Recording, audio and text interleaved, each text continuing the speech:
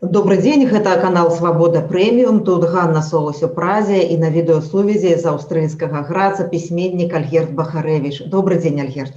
Добрый дзень.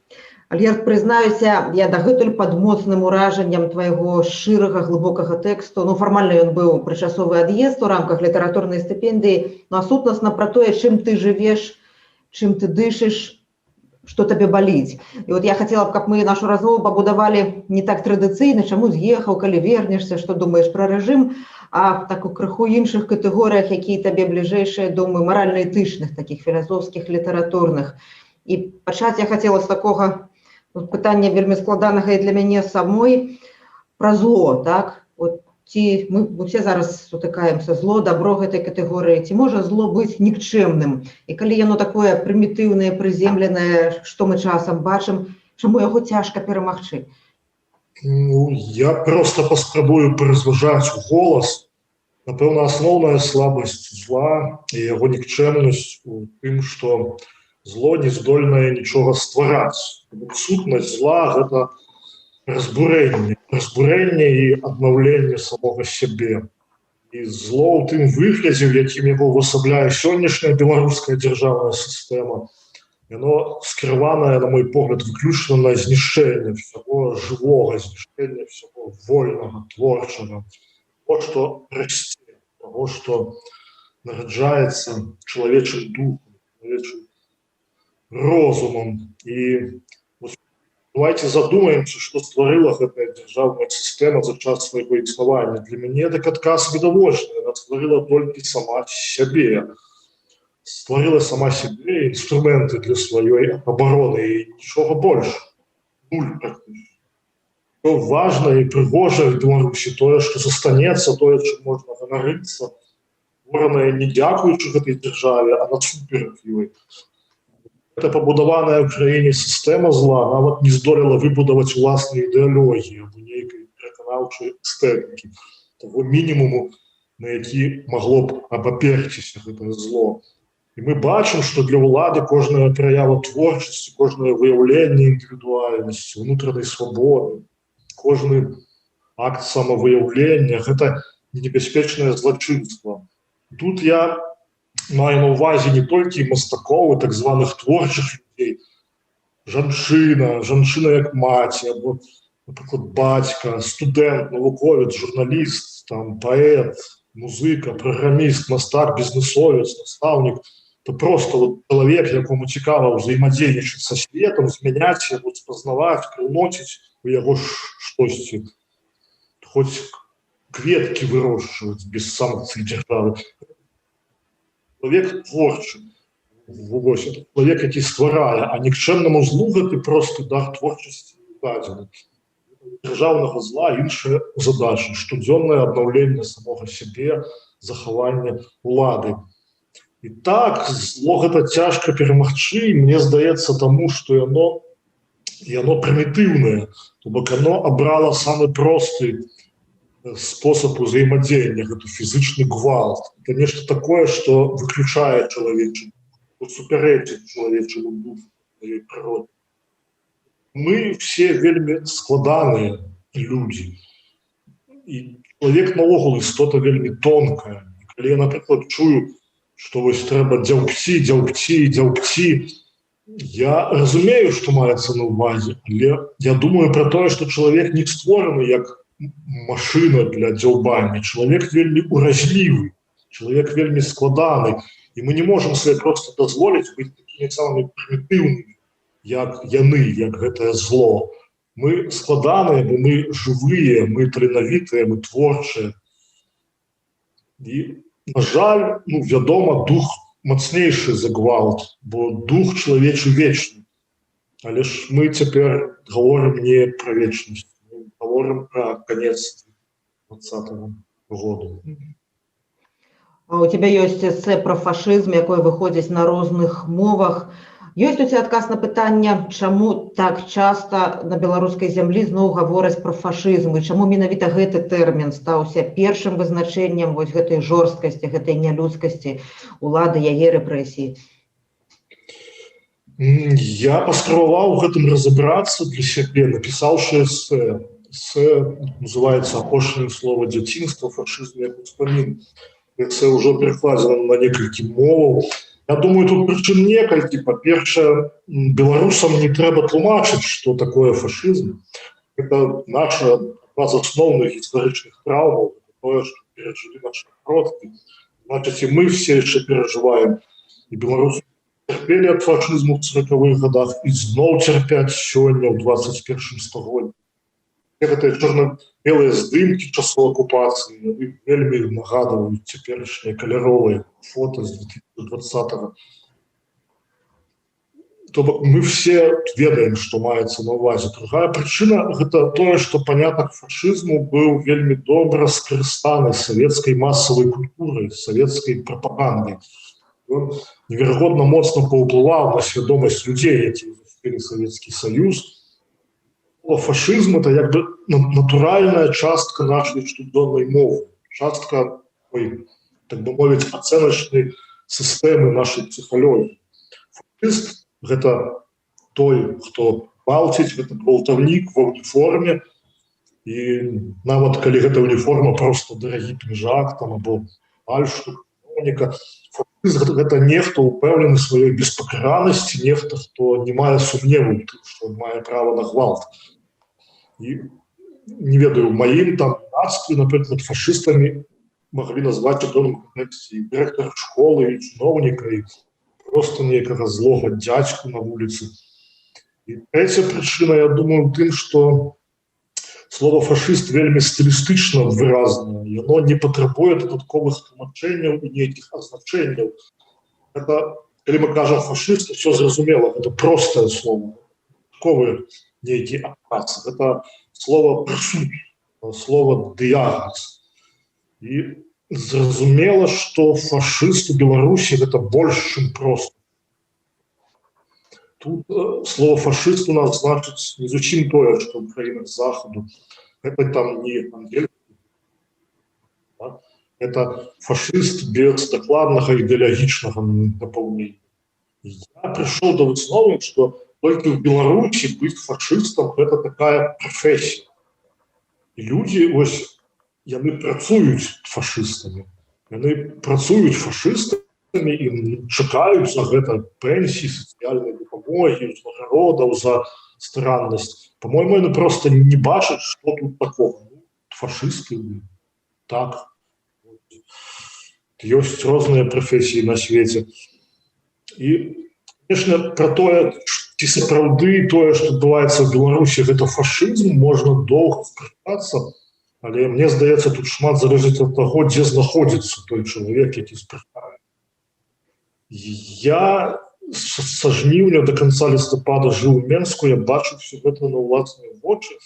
Мне, напрыклад, цяжка давесці мне з дапамогай нейкай аргументацыі, што тое, што адбываецца ў Беларусі, гэта не фашызм. Правда, фашызм тут.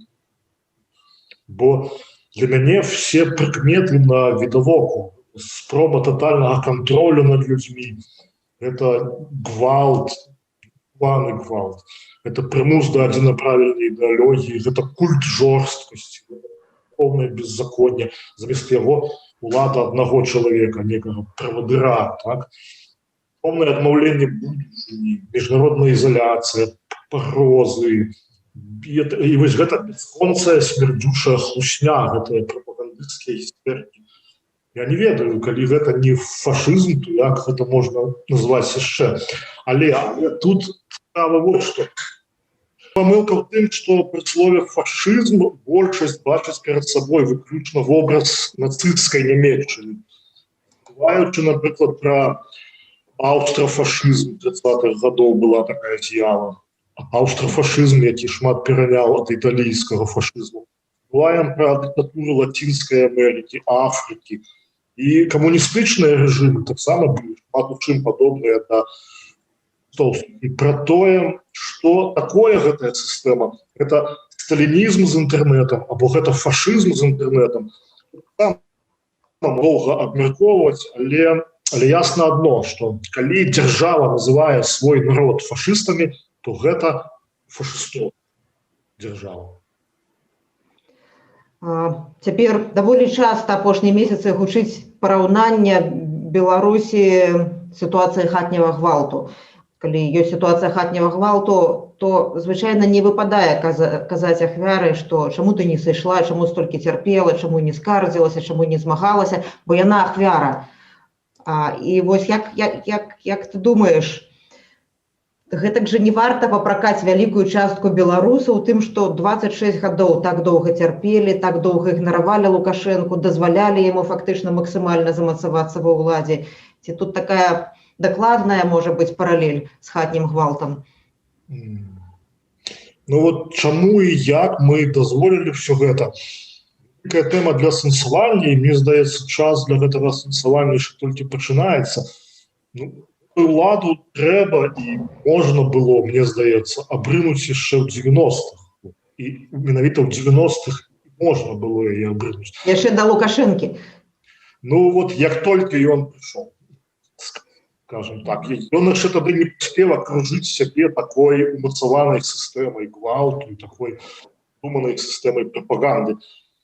Там надышлі проста цёмныя часы, але я думаю, што ў гэтыя цёмныя часы вельмі шмат людзей не сядзелі, склаўшы трубку. Пад покрывам гэтай цемры яны рыхтавалі гэты наш 2020.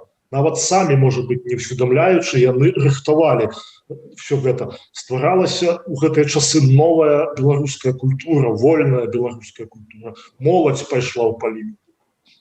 Стваралася для людзей беларуская гісторыя, значэнне сімваляў. Десяткі тысяч людзей, я не перабольшую, адкрылі для сябе важнасць беларускай мовы. То бок, можа быць, яны самі не загаварылі, але усвядомілі яе важнасць. Тысячы людзей тады вучыліся, сотні вучыліся в еўрапейскіх універсітэтах, сотні тысяч беларусаў прынялі гэтыя еўрапейскія каштоўнасці свабоды і дэмакратыі. І ўсё гэта ў 2020, мне здаецца, выбухнула. Ўсё гэта не звалілася проста з неба. Мы былі да гэтага гатовыя, мы набліжалі гэтыя дні, як маглі, гаворачы словамі савецкай песні. Нават не гледзячы на все сваркі, канфлікты і ідэалагічныя разыходжанні. Все яны толькі ўмацоўвалі гэту ідэю беларускай свабоды. Я не ведаю, все гэтыя людзі, мецэнаты, валянтэры, паэты, перакладчыкі, выдаўцы, гісторыкі, палітыкі, просто энтузіасты, журналісты, мастакі, музыкі, краязнаўцы, культурныя менеджеры, гандляры, вучоныя, просто нейкія апантаныя беларусі людзі у самой краіне і за яе межамі. Але просто, не трэба забываць, што все гэтыя людзі, все мы яшчэ пры гэтым гадавалі дзяцей, мы радаваліся снегу, мы пілі каву, пілі віно, мы чыталі кнігі, гулялі в футбол, мы куплялі прыгожыя рэчы, мы, не ведаю, гладзілі котак і сабакаў. Мы былі жывымі людзьмі, хто нас за гэта асудзіць. Мне здаецца, што не варта цяпер наогул нейкай мовай папрокам да кагосьці звяртацца. Трэба проста падзякаваць тым, хто прынёс гэту ідэю беларускай свабоды праз 26 гадоў, хто не здаўся на моманты сумнення, гледзячы на моманты ўсіх сумневаў, расчараванняў. Я гэтымі днямі шмат думаю пра людзей, тых, хто не дажыў да нашай рэвалюцыі. Я ведаў шмат такіх людзей. Людзі марылі дажыць, але не дажылі. Адзінае, чаго мы хацелі ад дзяржавы за апошнія гады, это каб яна нам не замінала. І, напэўна, гэта была наша памылка. Без гэтай стратэгіі не паўстала бы гэтая незалежная культура, якая проста працавала пад покрывам, але пасля жніўня 2020-го, мне здаецца, показала і показывае себе самого моцнага.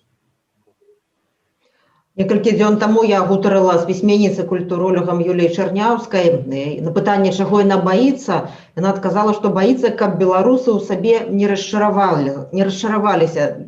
Бо ўпершыню паводле яе ўвесь свет пачаў іх хваліць, казаць, якія яны цудоўныя, якія яны неверагодныя, і яны самі гэта фізычна адчулі у гэтым шматтысячным, сотнятысячным натоўпе. І цяпер увага свету меншая, пабачыць сябе сярод сотняў тысяч такіх жа практычна немагчыма, і ёсць небяспека расчаравацца ў сабе. і тады вяртанне да ранейшага будзе вельмі страшнае, так думае Юлія Чарняўская. На твою думку, ці зачараваліся сапраўды ў сабе беларусы цяпер і наколькі вялікая гэта небяспека расчаравання? Я не ведаю, мне здаецца, вось гэтае вяртанне да ранейшага ўжо дакладна не будзе. Чым бы не скончыліся гэтыя пратэсты, тое, што адбылося, тое, што адбываецца, гэта з аднаго боку вялізная, балючая, глыбокая, адкрытая траўма, это такая рана, якая не хутка зацягнецца і цалкам ужо ніколі не загоіцца. Мы цяпер, мне здаецца, все хворыя. Я вельмі добра адчуваю гэта на сабе. Пасля 4 месяцаў гэтых я псіхічна хворы, няўстойлівы, псіхічна паранены жахам чалавек. Але з другога боку, тое, што адбылося, гэта таксама гэта вялікая перамога над страхам, перамога над абыякавасцю. Тыя, хто гэта перажыў, ужо гэта ніколі не забудуць. І калі мы кажам пра свет, то упершыню Беларусь займела ў яго вачах нейкі свой вобраз. Гэта прыгожы вобраз, гэта трагічны, прыгожы, запамінальны вобраз. Увогуле так, палітычныя падзеі забываюцца хутка, але фота нашай рэвалюцыі, якія абляцелі ўвесь свет, яны будуць успамінацца нават тымі, хто пра нас забудзе, вот варта ім толькі будзе пачуць нас некалькі гадоў слова Беларусь, як усё роўна перад імі мільгне гэтая карцінка. Фота адважных жанчын і мужчын, якія выходзяць беззброеных карнікаў. Я думаю, что все равно некое расчарование натурально прыйдзе, оно непазбежное. Я думаю, что ніякая рэвалюцыя не канчаецца поўнай перамогай, ніякая рэвалюцыя не прыносіць ідэальны свет, увасабленне всіх мараў. І я думаю, что хутчэй за ўсё нас усіх чакае зусім не тое, што мы марым, а можа і зусім не тое. Але тут ёсць і добрая навіна. Яны там на тым баку, гэтая хунта, іх прыхільнікі, яны таксама ніколі свайго не атрымаюць. Таго, пра што мараюць яны.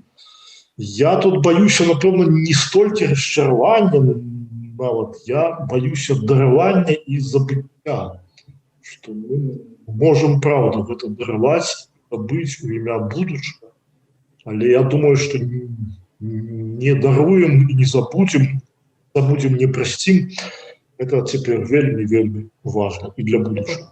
Гучыць на кожным маршы, это як бы сапраўды, і гучыць у вельмі многіх каментарах у сацыяльных сетках. Калі згадаць гэтай шматтысячнай маршы, я гутарыла, калі яны яшчэ былі такімі, з Ганнай Севярынец, якая хадзіла, і у яе свая формула была, сваё вызначэнне гэтых маршаў. Яна кажа, што яны дзейнічаюць по закону роя мурашніка. Такі вот кожны удзельнік адчувае сябе часткай агульнага, і кожны можа ў любы момант стаць лідарам і адчуваць, хто збоку, хто ззаду, нават калі гэта вельмі вялікая маса людзей, внутраная такая гарызантальная каардынацыя. Ты быў вот у гэтым шматтысячным шэсці не адзін раз. Якая метафора твоя для беларускага шэсця, якую б ты абраў? Ну так, мы з Юліяй удзельнічалі ў шмат якіх маршах, не ва ўсіх, але ў большасці. Ну вось у жніўні я напісаў гэты свой рыфмаваны верш, вось яны, а вось мы. Там ёсць такія радкі, цэнтр, рука ў руку, каб уліцца ў жывую раку на рагу. Так яно і было насамрэч, так яно і было улетку, у верасні. Мы ішлі пехатой у цэнтр Менску, мы шукалі сваіх, то бок знаёмых людзей, але все-таки сваіх. І так яно было і восень, гэта наши вылазкі да стэлы, гэты вадамёты, і карнікі, і ўцёкі, і это нечаканае нараджэнне калёну з духу дажджу, радасць далучэння. Таму, напэўна, моя метафора гэта рака. Можа быць, яна не новая, але вось у маім вершы яна адгучыць. Гэта рака. Рака, якая затапіла сабой месца, якое было спраектаванае як пустэльна. Як да гэтага можна такую знакамітую фразу далучыць у одну і тую ж раку нельга ўвайсці двойчы. Мы ўжо прайшлі сваю раку, так? Ну, это вельмі дарэчы, про гэта я нават і не падумаў. Ну, прайшлі, так, таго, што было, больш ужо не будзе. Надышоў час для чаго. Але які гэта быў досвед, гэта быў урок для нас. У тым тэксце, які я згадала на пачатку нашай размовы, які быў апублікаваны на тваім Фейсбуку, а потым і на нашым сайце, ты пісаў пра незакончаны раман «Святая Кацярына», дзе іншапланетніца распачынае рэвалюцыю. І гэта все пісалася, калі яшчэ нічога не было. Што, па-першае, з гэтым раманам, і хто са шматлікіх жанчын беларускай рэвалюцыі, твая жонка Юлія Тимофеева таксама жанчына беларускай рэвалюцыі, она зараз удзельнічае ў паэтычных жаночых маратонах, так? Хто з жанчын беларускай рэвалюцыі табе найбольш блізкі? Ну, што да раману «Святая Кацярына», то ён пакуль што адкладзены, хоць я і часта пра яго думаю. Пісаць яго далей цяпер не мае сэнсу, бо я не ведаю просто, што будзе з маёй творчасцю. Наша рэальнасць цяпер сама па сабе, як нейкі страшны раман, і просто я не адчуваю права просто напісаць нейкі. І я пачаў гэты раман яшчэ летась, просто мне прыйшло ў галаву, вот што можа ўратаваць Беларусь у 19 годзе. Падавалася мне, і што можа зламаць гэтую сістэму, я падумаў, што толькі планетніца, жанчына, якая упала з неба. І я пачаў апісваць яе жыццё ў Менску, з беларускім мужам, яе жыццё ў Менску дзень за днём.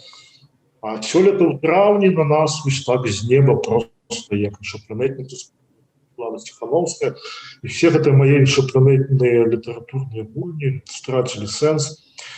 Хто з нас не мог прадугадаць, што будзе ў жніўні, але было ясна, што насоўваецца нешта агромніцкае, нешта незваротнае, велічнае і жахлівае. Я не ведаю, вот у ліпені в Каптарунах я дайшоў до 400-й сторонкі гэтага романа, а потым пачалася наша рэвалюцыя, і мне здаецца, мы самі іншапланетнікамі. У беларусаў было просто не пазнаць. Бы нейкая новая раса іншапланетная прызямлілася на беларускія вуліцы. Я ніколі не думаў, што я дажыву до такого. А твоё пытанне пра жанчын беларускай рэвалюцыі, мне натуральна не хацелася называць нейкую одну жанчыну. Вось я всімі імі транаруся страшэнна. Просто гэты год, калі я паглядзеў на беларускіх жанчын зусім па-новаму. Я не ведаю, я ўжо згадаў імя Светланы Тихановской. Я про гэтага чалавека, я думаю, і больш з нас да вясны нічога не ведаў, не падазраваў пра яго існаванне.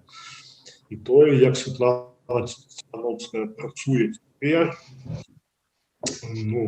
гэта для мяне, напэўна, самае галоўнае, вялікае, моцнае ўражанне году, што тычыцца палітыкі.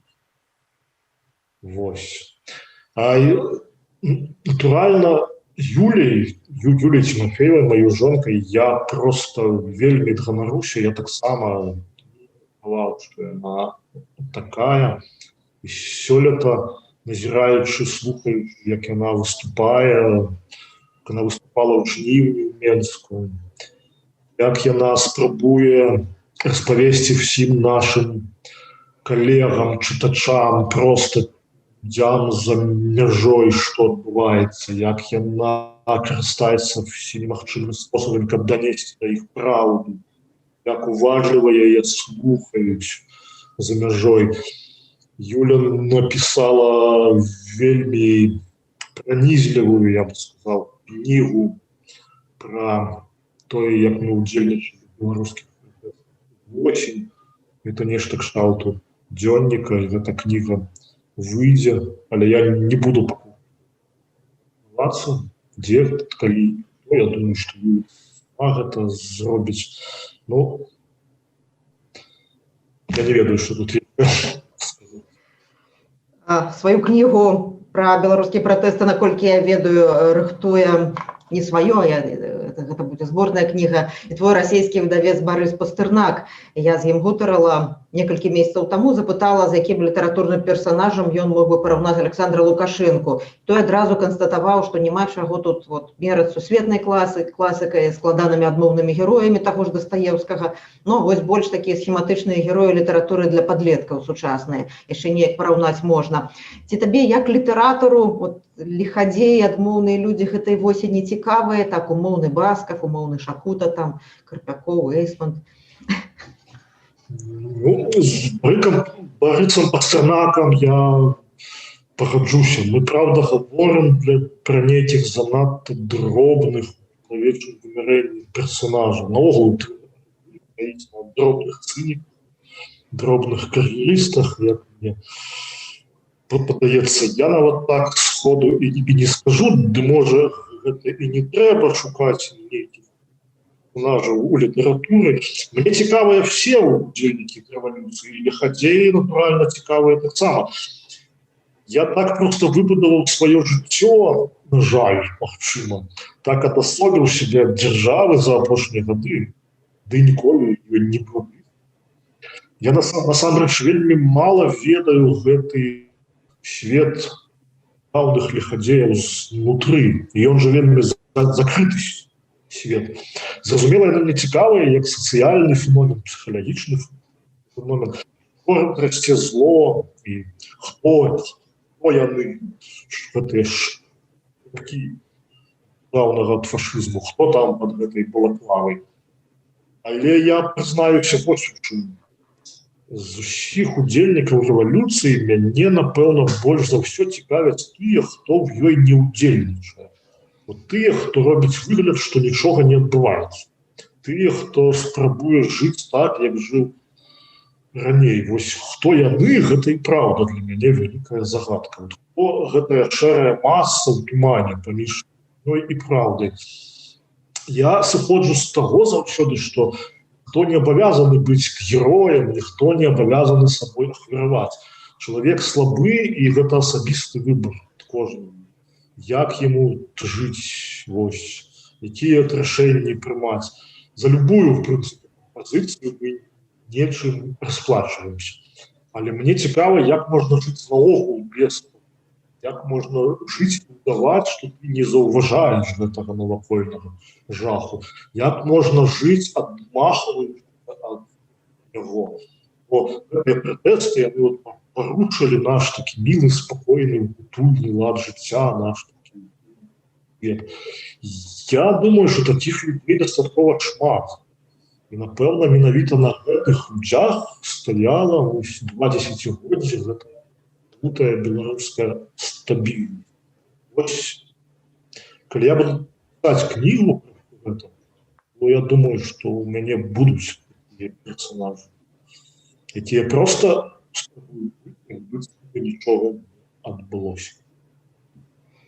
Я чытала твой агляд літаратурных твораў пра рэвалюцыі, якія ты чытаў, падаецца, жнівень, верасень гэта было. А што зараз чытаеш? Я разумею, што гэта не адна кніга, і што параіў пачытаць, каб змяніць ракурс, каб набрацца аптымізму, каб гэты драматызм крыху ад яго адысці хаця б у чытанні. Так, у жніўні, верасні я чытала адну за адной кнігі пра рэвалюцыю. І гэтыя кнігі, якія апісвалі досвед рэвалюцыі, казалі мне, што ўлада беларуская робіць памылку за памылкай, проста набліжае свой канец. Але высветлілася, што ліміт гэтых памылак, напэўна, не вычарпальны. І канца абсурду не відаць. Што я чытаю? Учора я дачытаў кнігу Элізабет Осбринг, 1947, так называецца гэта кніга. І, напэўна, яна, правда, можа быць актуальная і для нас, бо гэта кніга пра той самы 1947 год, калі распачаўся новы час у гісторыі чалавецтва, калі людзям здавалася, што так, як было, ужо ніколі не будзе. Больш не будзе ніякага фашызму, што цёмныя часы прайшлі. Это книга про надеи тых людей 1900 году, их кошмары, их мары. І, напевно, я параю почитаць яе, а яшчэ я параю, калі мы ўжо кажам про надею, я параю читать, напевно, казки. Казки – это тексты, где добро перемагае зло. Вось, наприклад, у видавецтва Янушкевич вышла новая книга, это «Снежная сестра» Майи Лунде. Это казка, переклад з норвежскай. Это выдатная книга для детей и дорослых. Это казка, якая и тревожит, и супокоивая, и дае надею. Альгерд, ну, пытанне, на якое ніхто не можа адказаць цяпер, але тым не менш, чаму ўсё гэта мае скончыцца і якой кнігай гэта стане для цябе? І што дае табе надзею? Мы пачалі ўжо пра гэта гаварыць, так? Вот сёлета ў жніўні наша жыццё, оно падзялілася на дзве паловы. Да і пасля. І вось гэтым новым нам цяпер усяго толькі некалькі месяцаў. Гэта, напэўна, надта мала, каб разабрацца в сабе і знайсці адказы. Я, напрыклад, не магу пісаць так, як раней, бо я разумею, што ў мяне ранейшага ўжо няма. І таму я адкажу цалкам шчыра. Я не ведаю. Але тым не менш мы будзем чакаць тваёй новай кнігі, тваіх новых кнігаў, будзем чакаць выхаду кнігі Юлі пра беларускую восень, пра беларускае лета, калі мы сталі іншымі. Гэта быў пісьменнік Альгерд Бахарэвіч. Дзякуй вялікі за размову, дзякуй вялікі за глыбокія ацэнкі. Дзякуй вам, дзякуй усім, хто нас слухаў. Всяго найлепшага, дзякуй вялікі. Всяго найлепшага. Хочаце ведаць, што адбываецца? Апошнія навіны, жывыя трансляцыі, відэа, фота. Пастаўце на мабільны тэлефон нашу аплікацыю.